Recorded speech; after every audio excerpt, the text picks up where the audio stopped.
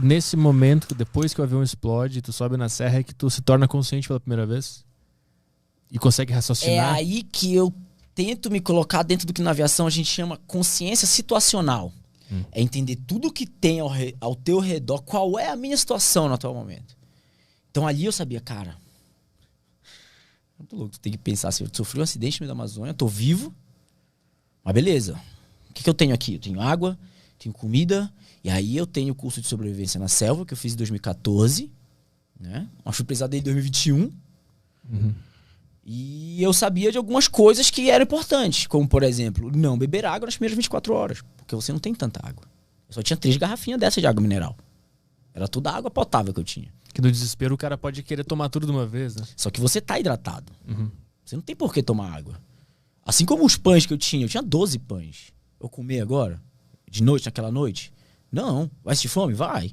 Guardou por 48 horas, né? Que é o...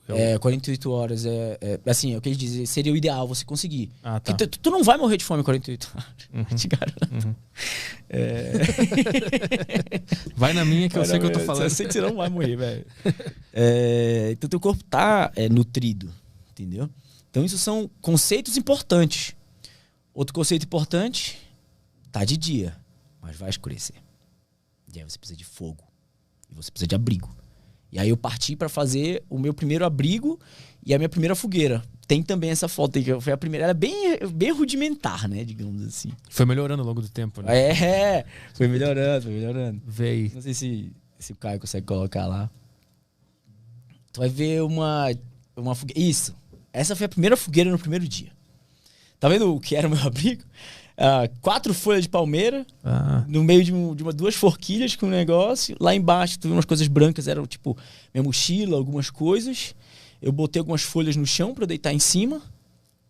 Fiz essa fogueira com muito custo, utilizando a roupa que tava cheia de óleo diesel. Porque imagina, era inverno amazônico, cara. Tava tudo úmido. Na Amazônia, na época do inverno, lá só tem 2 estações, né? A estação de chuva, que é quente e chove, e tem a estação que é quente e não chove. Só tem essas 2. Então, imagina você ter que fazer fogo num lugar que chove todo dia. Não tem madeira seca. Só tem madeira úmida. Então, pra você conseguir fazer uma madeira pegar fogo, ela tem que secar primeiro. Então, tu precisa já ter algum fogo. E é engraçado, tu vê a água fervendo e saindo de dentro da madeira até ela virar brasa. Tu queimou a tua camiseta, que tava com óleo diesel. A camiseta, a calça. Eu tirava secando. pedaços.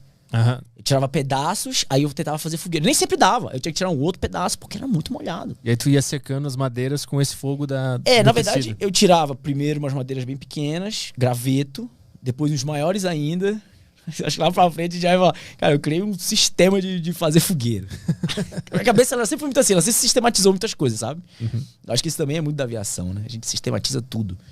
E assim, era muito difícil, cara, fazer fogueira. Era um dos maiores desafios. Mas enfim, passei essa primeira noite e aí fui tentar entender tudo, ainda era muito difícil. Essa primeira noite ela é interessante porque eu não lembro quase nada. Porque eu acho que eu tava... A descarga de adrenalina foi tão grande que no momento que eu parei. Bum, apaguei. Acordei algumas vezes no meio da noite e tal. Mas não nada... Enfim. Mas tu conseguiu dormir na primeira noite? Então é isso que eu digo, assim, eu não sei se eu dei aquela dormida. Eu dei uma apagada. Sabe? Mas eu acordava várias vezes. Até porque, cara, dá muito medo. Você tá maluco. À noite. E o problema da Amazônia, a pessoa pensa assim, o barulho da floresta. O barulho da floresta não é o problema. A escuridão é o problema. Porque barulho não te dá medo. A escuridão te dá medo. Pra qualquer ser humano, praticamente. Nós não somos adaptados pra viver na escuridão. Pega uma criança, se apagar a luz do quarto, ela vai ficar com medo. Mas tu via vulto? Tu via uma movimentação que te dava medo? O que era? Não via nada. Era muito escuro. Você só ouvia os sons. E aí sim, os sons fazem diferença. Porque tu ouviu o som no claro é uma coisa. Tu ouve um barulho, tchac, tchac, tchac. Tem um... Pô, o vento tá batendo ali, tá arrastando a folha. Agora, quando tu faz isso sem nada, pra tu não ter referência de nada, você não sabe o que é. Se é vento, se é folha caindo, o que é. O teu subconsciente é uma coisa incrível. Ele, nesse momento, ele vai despertar os medos que estão mais guardados dentro do teu coração. A tua mente nunca vai pensar na probabilidade mais plausível. Ela vai pensar sempre na pior. Qual era a pior que ele pensava? Porra, nesse uma momento? onça. uma onça, um jacaré, qualquer outro bicho. Puta, vai morrer muito medo lá tem uns lá, não sei, se botar no Google, põe centopeia gigante. Ué. É um bicho desse tamanho, é horrível. Eu já vi aquilo na Amazônia, eu sou de lá. É horrível. Eu tinha medo daquilo, eu tinha medo de escorpião, eu tinha medo de qualquer coisa, meu. Só que nessas horas, tu precisa entender que esse bicho, velho. Esse é um dos insetos que você corre o risco de encontrar. Cara, mas tu ficava deitado no terreno ou tu ficou sentado? Porque deitado no terreno onde pode passar um bicho desse aí, não tinha o que fazer. O corpo apagou e ficou deitado. Mas os outros 36 dias eu dormi no chão, cara. Aí tu começa a entender o medo. Tu começa a administrar o medo. Ou você entende que você é maior do que o medo. Qual era o meu jogo mental? Porque assim, terminou esse dia, eu desci a serra e fui de volta ver se tinha sobrado alguma coisa do avião que eu pudesse usar. E não tinha nada. Queimou tudo. E aí eu segui novamente o que diz o procedimento. Fazer o abrigo próximo dos destroços. Porque é lá que as buscas vão atrás. Uhum. Então eu fiz depois uma barraca melhor. Aí foi que eu digo no livro que eu fiquei 7 dias ali. Esses 7 dias me serviram de muito aprendizado. Aprendi a fazer a fogueira melhor. Aprendi a fazer um abrigo melhor. Né? Comecei a usar a vegetação que estava próxima. Comecei a ver onde eu podia pegar água daquele córrego, que tem que ser água corrente. Né? Comecei a tentar conhecer o que estava ali. Mas é incrível. O pior dos aprendizados é lidar com o medo. Mas em nenhum momento tu quase colapsou e começou a chorar, deitado no chão, pensando, fudeu, vou ficar aqui até morrer de fome. Cara, passado esses dias, vou responder tua pergunta com uma história. Passado esses dias, desde o primeiro dia, do segundo dia, eu conseguia ouvir os aviões da equipe de busca. Só que eles estavam sempre longe. E eles fazem uma varredura, né? Tem a rota, eles vão fazendo uma varredura na rota. E se eu tava no meio da rota, eu sabia que levaria alguns dias até eles chegarem lá. Uhum. E aí, putz, todo dia era aquilo, cara. Eu ouvia os aviões, à noite eu ouvia aviões. Cara, eu tinha que ir contra esse medo, sabe? Sair do meu abrigo com a lanterna. Nossa, dava muito medo fazer isso. Eu saía do abrigo, aí eu andava mais ou menos uns 3 metros afastado da barraca, do abrigo, era onde eu tinha uma clareira. Aí eu ficava agachado assim com a lanterna, focando pra cima, cara, na esperança que alguém visse, cara. Toda noite eu fazia isso. E passou o primeiro dia, passou o segundo, terceiro, quarto. Quando foi no 5º dia, eu consegui ouvir o barulho daqueles aviões chegando perto. Foram 5 dias no silêncio. No 5º dia, som de avião. Não, todos os dias com som de avião lá longe. Ah, lá longe, No entendi. 5º dia ele começou ficando mais forte, mais forte. Eu falei, caraca, tá chegando. Uhum. Eu sou um cara muito otimista, eu sempre fui. Né? E quando eu caí ali, a minha mente ela só pensava assim, eu só preciso sobreviver por uns 8 dias, que é o período de busca. Eu só preciso me manter vivo, eu só preciso me manter vivo. E era o que eu tava tentando fazer. E quando foi no 5º dia, esse cara veio vindo barulho, veio vindo. Isso era umas 10h30 da manhã. Aí eu peguei as sacas, peguei tudo que eu tinha, corri pra clareira, comecei a acenar. Cara, eu vi o avião passar em cima de mim, assim, uns 2.000 pés. Passou um casa da FAB. Aí depois ele veio, passou de novo. E eu acenava. Não dava pra fazer fogueira, tava tudo molhado, era um dia nublado também. Aí ele passou de novo. E foi embora. Minha única esperança de ser resgatado foi embora. Cara, aquilo foi um baque, velho. Para um otimista, tu acabar com a última esperança dele é duro, porque ele não quer abrir mão dessa esperança. Uhum. E aquilo, acho que assim, existem níveis de desespero. Níveis de desespero. Às vezes a gente pensa que tu tá desesperado, tu sabe se tu tá desesperado mesmo. E aí nessa hora, nesse dia, eu falei assim, não, eles não vão me tirar daqui, eu vou sair. Peguei minhas coisas todas e comecei a caminhar. Comecei a caminhar na direção sul. Né? Falei, não, vou ter que sair daqui no braço. Daí eram umas 2 horas da tarde, né? Imagina, eu fiquei de 10h30 até 2 horas.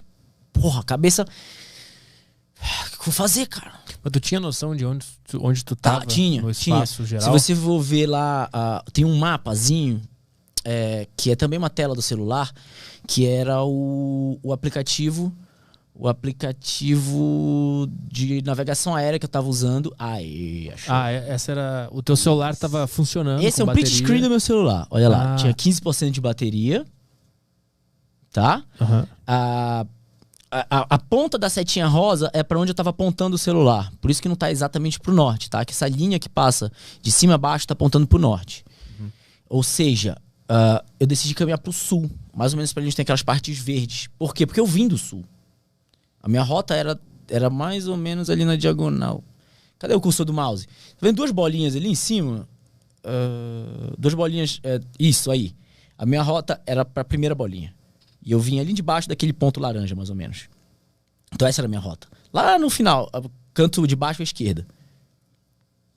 Não, lá, laranja, uma bolinha embaixo, laranja, lá embaixo, lá. Aí, porque não tá no mapa, esse tá reduzido. Mas era praticamente essa a rota, entendeu? Uhum.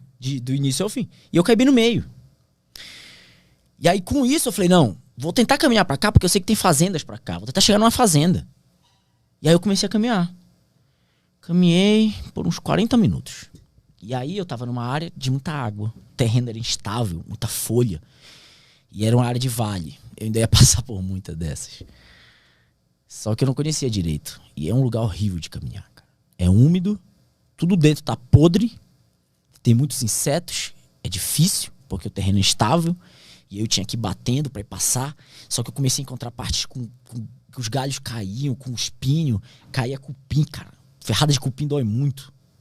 Ele caía aqui por dentro da camisa, eu tava com a mochila. E aí suado, cansado. Eu tentei fazer isso por uns 40 minutos, uma hora. Até que eu falei assim, eu não consigo. Eu não vou conseguir sair desse mato. Eu não tenho facão. Como é que eu vou cortar isso aqui que eu não tenho facão? Eu só tenho um pedaço de pau. A tua esperança era ir desbravando aquele mato até achar uma fazenda. Porque eu tinha passado por algumas fazendas. Uhum. Só que eu não comia numa hora, cara. Foram 40, 45 minutos. Aí eu falei, não dá.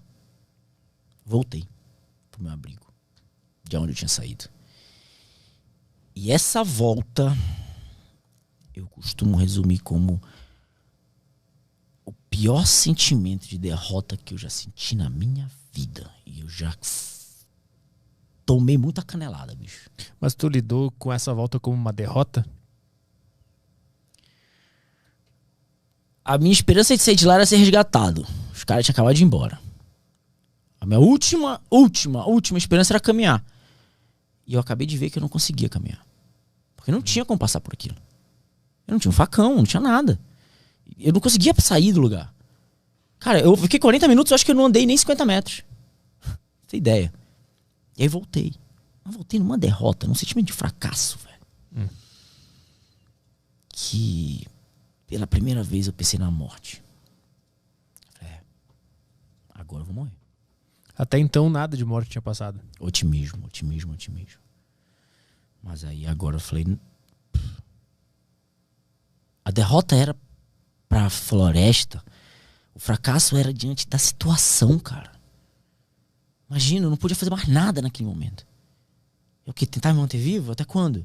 Os caras passaram em cima de mim e não me viram. Se eu for morrer aqui, quanto tempo eu vou levar pra morrer? De fome? Já viu alguém fazendo greve de fome? Os caras levam semanas pra morrer. Era o que aconteceu comigo, cara. Eu ia levar semanas pra morrer. E aquilo ficou martelando na minha cabeça. E aí eu tenho... Hoje eu digo coisa de... Vai fazer 7 meses que eu fui resgatado. E tem uns 6 meses que eu consigo descrever esse sentimento. Eu não conseguia descrever ele até um tempo atrás. Eu procurava uma palavra para esse sentimento, mas não tem essa palavra em português. Tem essa palavra em inglês. É hopeless. Hopeless, você põe less para tirar as coisas, né? E hope é esperança. Então é a ausência de esperança. Zero. E quando teu coração ele não tem mais esperança nenhuma, a esperança é a última que morre, tu é tomado de todos os sentimentos ruins que tu pode imaginar na tua vida. Todas as tuas inseguranças, tudo começa a tomar conta, teu peito pesa, dói. Tudo se comprime a um ponto só, como se fosse realmente um buraco negro que te arrasta pra dentro dele. E que tipo de sentimento ruim? Tu lembra de coisas da vida ou são o sentimento puro, só ele, sem a lembrança junto? É, cara. É só o sentimento puro. Já teve depressão? Uhum. Depressão, ela vem, ela pesa aqui dentro, tal. Tem um ponto que ela dói tanto que tu quer morrer, cara. Só quer que pare de doer. Foi o que eu fiz. Eu falei... Eu não conversava com Deus, mas eu cheguei e disse, Deus, se é pra eu morrer desse jeito, cara, manda um animal. Manda uma onça. Eu não vou fazer nada. Eu até pensava, bicho, a onça, se ela vier, ela vai me rasgar aqui, eu tenho que aguentar a dor, ela vai vir depois, ou vai me morder minha cabeça, ou minha barriga, e eu vou ter que até eu morrer. Cara, eu abandonei a minha vida. Eu não queria mais viver. Eu só queria parar de sentir aquilo. Porque doía demais. Derrota. Medo. Que mais? Tudo que de ruim eu conseguia sentir assim. E aí naquela hora, foi a hora que eu peguei meu celular e resolvi gravar o vídeo de despedida pra minha família. Esse era o sentimento que eu tava sentindo quando eu gravei aquele vídeo. E eu falei pra cada um da minha família o quanto eu amava eles. Que eu não sei quando eu ia encontrar aquele avião, mas eu ia tentar me manter vivo. E aí eu comecei a me emocionar e desliguei. A partir desse momento, tu achou que tu estava entrando na última fase de toda essa história, que era, a partir daqui começa a minha morte. Eu só vou esperar a morte chegar. Esse é o lance. Isso. E aí, no meio desse turbilhão de sentimentos, eu tinha gravado esse vídeo pra minha família, né? E... Cara, eu tava sozinho já, 5 dias no mato. E tendo que suportar isso. E aí eu comecei a lembrar da minha família. E aí eu comecei... Eu lembro o pensamento exato. Eu pensei assim, cara, eu nunca mais vou dar um abraço na minha mãe, velho. Nunca mais vou sentar na minha mesa com meus irmãos. Conversar qualquer besteira. Aquilo doeu muito. Muito, muito, muito, muito. Só que aquilo também me fez lembrar o quanto eu amava eles. Eu queria muito estar com eles de novo. E isso fez renascer a esperança no meu coração. O amor por eles. Então, naquele meu coração amargo, de sentimentos ruins, de repente apareceu um sentimento bom. Um amor. De repente apareceu um outro, esperança. Aí de repente minha cabeça falou assim, não. Eu não quero morrer aqui. Eu quero ver minha família de novo. Isso é o que eu quero. Aí me apareceu uma coisa chamada propósito. Amanhã eu vou dar uma palestra falando sobre o poder do propósito. Só que, apesar de eu ter esse sentimento, de eu querer muito isso, eu tinha acabado de sair daquela floresta. E eu não tinha conseguido andar por ela. A minha cabeça tinha acabado de aprender que aquilo era intransponível. Eu desisti. Entendeu? Então eu tava física e psicologicamente, eu não conseguia saber como eu ia sair dali. Materialmente era impossível. Não tinha como fazer nada. Eu tinha acabado de tentar. Tinha acabado de tentar. Não é uma coisa que eu tentei mês passado. Tinha horas que eu tinha tentado. E foi aí que eu entendi. Foi aí que eu botei no livro. Falei pra Deus, falei, tá na hora de a gente lavar a roupa suja, bicho. Porque eu já entendi que sozinho eu não vou sair daqui, não. Eu preciso de alguma outra força. Porque a minha força física e psicológica eu já vi que não dá. E, eu acho que de repente eu posso voltar nesse 5º dia outra hora, porque pra gente falar de outras coisas, porque mudou tudo. Foi aí que eu entendi que nós temos uma força absurda que tá dentro de cada um de nós. Que a gente não sabe como buscar ela. Mas tu diria que tu conseguiu encontrar ela porque tu tinha perdido todas as esperanças? E aí tu achou ela no fundo do poço, depois do fundo do poço tu encontrou essa força aí? Isso. Exatamente isso. Só que é um processo, né? Imagina que eu já tava 5 dias sozinho. Eu sou 5 dias sozinho sem falar com ninguém. Como é que o tempo passa, né, nessa hora? Imagina. Eu li um dia desse uma citação de um filósofo que ele diz assim: uma pessoa que sabe viver sozinha é uma pessoa muito poderosa. Sabe por quê? Porque quando você está sozinho, você começa a se voltar para você. Para suas coisas, pros seus problemas, pro que você faz. E aí, às vezes, tu começa a te assustar com o que tu acha. Começa a entrar em conflito. Sabe? E isso tudo estava acontecendo comigo naquela hora. E eu entendi naquela hora que sozinho eu não ia conseguir. Mas eu queria muito sair de lá. Muito, muito, muito, muito, muito. Era um sentimento muito parecido com aquele da perda do meu pai. Eu queria muito encontrar ele vivo. Isso era tudo que eu queria. E eu precisei entender que eu precisava de mais. Eu tive que entender que eu precisava de mais alguma coisa pra sair de lá. Porque do jeito que eu tinha tentado, não funcionou. Uhum. E foi aí que, enfim, comecei a me voltar, a tratar dessa minha questão da minha fé. Aí eu cheguei pra Deus e disse assim: Deus, tu sabes o momento que eu parei de acreditar em ti. Tu sabe. Que eu pedi pra caramba. E eu também sabia. Mas é igual como enfrentar qualquer trauma. Quando você vai numa terapeuta. Aos poucos, ela vai te fazer falar sobre aquilo. Porque tu precisa falar sobre aquilo. Se você não tratar aquilo, não vai dar certo. Por isso que hoje eu digo que eu tive que me despir de todas as minhas mentiras psicológicas e emocionais que a gente põe pra gente, pra eu começar aquela caminhada. Que tipo de mentira eram essas? Por exemplo, quando você... Isso, muita gente chama de hereditariedade, né? Isso às vezes é de passado quando é criança. Então, uma criança, aí tu vai tentar fazer alguma coisa. Não, tu não consegue, não. Peraí, deixa eu fazer pra ti. Não, outra coisa. Ou então durante a vida tu vai, tropeça, cai e diz, pô, fulano, tu não consegue mesmo, não. E você vai começar a falar isso pra você. Realmente, eu não consigo, não. Tem coisa que eu consigo, tem coisa que eu não consigo. E tu vai começar a aceitar isso, o que é pior.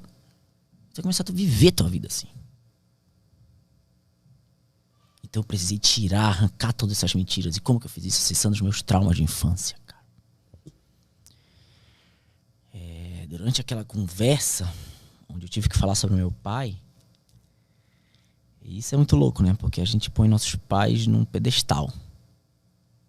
Nossos pais são quase que nem Deus, normalmente, né? Meu pai não faz nada de errado. Meu pai é uma pessoa muito boa. Minha avó é uma pessoa muito boa. Toda essa minha linhagem é uma pessoas maravilhosas. Será, velho? Conhece teus pais? Esquece teus pais dos teus pais. Eles são um brother teu. Eles são uma pessoa bacana? Assim como tu julga um brother, tu não consegue fazer isso com eles. Porque tem sentimento. Eles te ensinaram tudo. Mas nem sempre eles te ensinam coisas boas. Se tu me perguntasse antes do acidente como foi minha infância, eu ia dizer que minha infância foi perfeita. Brinquei na rua, tinha uma casa ali, bacana, nananana. E se tu me perguntar hoje, eu vou dizer que minha infância não foi perfeita, cara. Minha infância foi difícil. Tinha pais que brigavam direto dentro de casa. Meu pai tinha outros problemas que eu não quero mencionar aqui.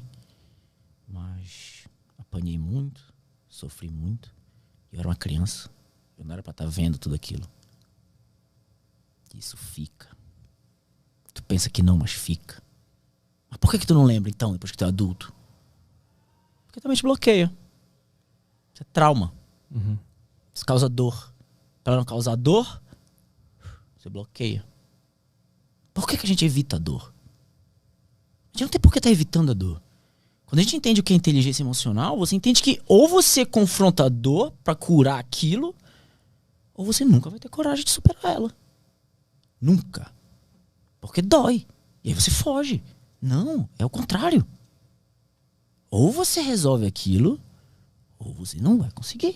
E naquela hora, por não ter nenhuma distração, tu teve que encarar tudo isso. Não tinha ninguém. Quando a gente tá sozinho, a gente lidar com você, cara.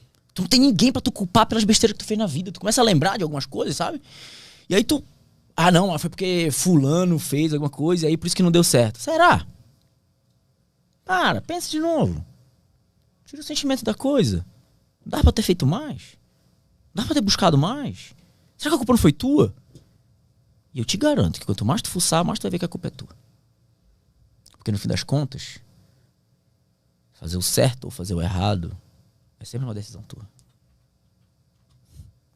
Agora, a gente acaba sendo induzido pelas coisas que a gente aprende desde criança na vida a tomar a decisão errada várias vezes. Então eu tive que tratar um bocado de trauma de infância, junto com essa minha reconexão com Deus. Isso tudo aconteceu ao mesmo tempo, cara. Muito louco, assim, sabe? Até hoje, às vezes, eu digo assim, foi um tratamento de choque. Choque mesmo. E esse era só o início do tratamento. Porque ainda tinha uma caminhada de 28 dias pela frente. E eu não tinha a mínima ideia. Aquele pedaço que me fez desistir, eu passei por pedaços muito piores, cara. Muito piores. Qual foi o primeiro dia que tu se reencontrou com Deus? Que tu começou a falar com ele? Foi no sétimo? No quinto dia. Foi no quinto Esse dia. dia que eu tô te falando. Isso no quinto. Tudo isso aconteceu. No quinto dia. E aí eu disse, Deus, pô, meu pai, cara. Fizeste, pô, e tal. E aí o que eu pedi foi, Deus, me devolve minha fé. Eu preciso da minha fé pra caminhar. Porque eu sabia que eu tinha que caminhar. Depois de tudo isso aconteceu, eu vou deixar um pouco dos detalhes pra galera que quiser ler o livro. Depois de tudo isso aconteceu, eu passei 2 dias planejando. Foi aí que eu peguei esse mapa aí com 15%, tirei um print. Cara, eu decorei esse mapa. Eu sabia que eu ia passar por 2 igarapés, tá vendo que são tipo 2 rios. Se eu fosse pro leste, o leste seria ir pra direita ali, de onde tá a parte rosa, tudo pra direita. Tá vendo que tem 3 círculozinhos lilás? Cada círculo desse é uma pista, tá? São pistas não homologadas. Só que eu não sei se essas pistas estão ativas ou não, porque espalhados pela Amazônia tem várias pistas. Umas são antigas, outras são novas, e enfim. E aí eu não sabia. Mas eu sabia que alguém construiu aquilo algum dia. Porra, alguém já passou ali. Se eu fosse pro norte, só tinha uma. Não tem nada. Pro oeste, pior ainda.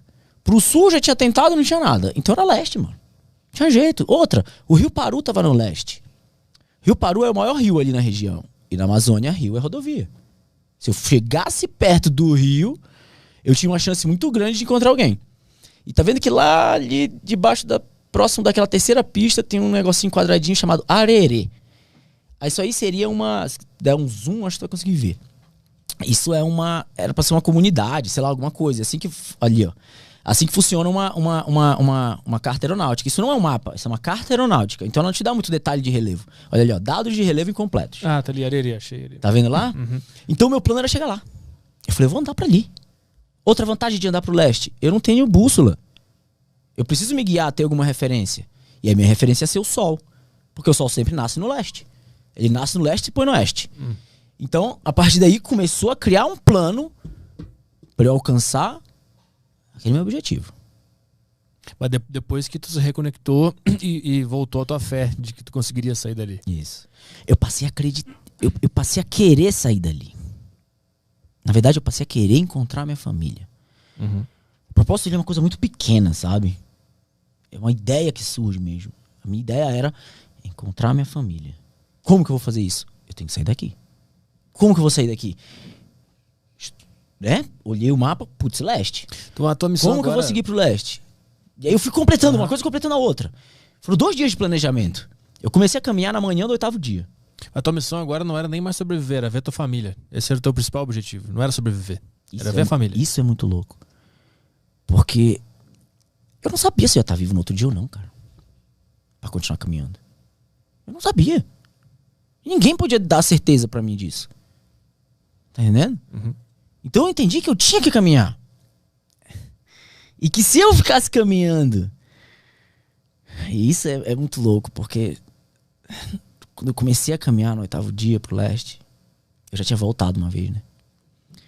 Eu falei assim, eu vou dar esse passo pra cá. E desse passo em diante, enquanto eu tiver ar no meu pulmão, enquanto eu tiver alguma energia, eu vou caminhar pro leste. Se eu vou morrer tentando, eu vou morrer tentando. Mas eu não vou deixar de tentar. Não vou deixar de lutar. Esse é o poder do propósito, cara. Não importa o que vai acontecer, tu vai continuar fazendo.